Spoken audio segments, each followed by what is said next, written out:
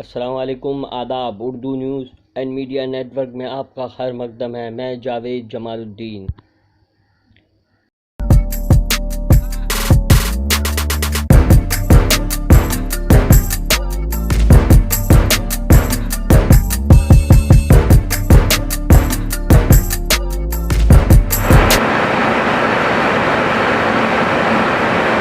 آج بروز جمعرات 13 جنوری 2022 پیش خدمت ہے جنوبی ہند کے اردو اخبارات کی جھلکیاں۔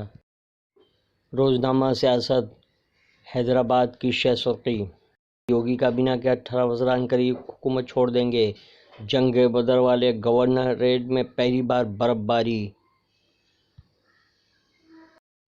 یوگی کے لیے ایئر ٹکٹ اور علی گڑھ کا تالا۔ طاقت کا ذریعہ کسی ملک کی سرحد تبدیل نہیں ہوتی۔ امریکہ ہم یورینیم تجارتی مقاصد استعمال کریں گے، سعودی وزیر۔ یو پی الیکشن میں ووٹوں کی کم سے کم تقسیم کی ضرورت پر زور۔ یقینی کامیابی والی نشست پر ہی توجہ اور دیگر پر عظیم احتیاط کو موقع دیا جائے۔ مرکزی حکومت کے دفاتر اور خانگی اداروں میں ورک فرام ہوم کی ہدایات۔ مودی کی سیکرٹری لاپرواہی پر بی جے پی نے پھر سے کانگریس کو ہدف تنقید بنایا۔ اداریات، اتر پردیش بی جے پی میں بھونچال۔ روزنامہ اعتماد، حیدرآباد نے شہ سرخی لگائی ہے: دھرم سنسد تقاریر پر سپریم کورٹ کی نوٹس، درخواست وسطی امن مساعی کے احیاء پر غور۔ شرم الشیخ میں مصری فلسطین سربراہ ملاقات۔ اسرائیلی فوج کا دعویٰ، 80 سالہ بزرگ فلسطینی جاں بحق۔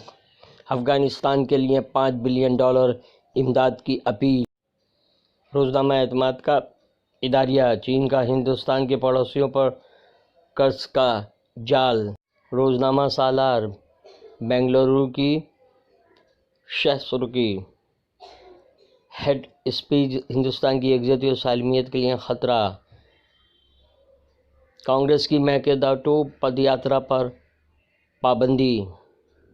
ہند چین کے درمیان فوجی کمانڈ سطح کی بات چیت کے لیے 19ویں دور کا آغاز۔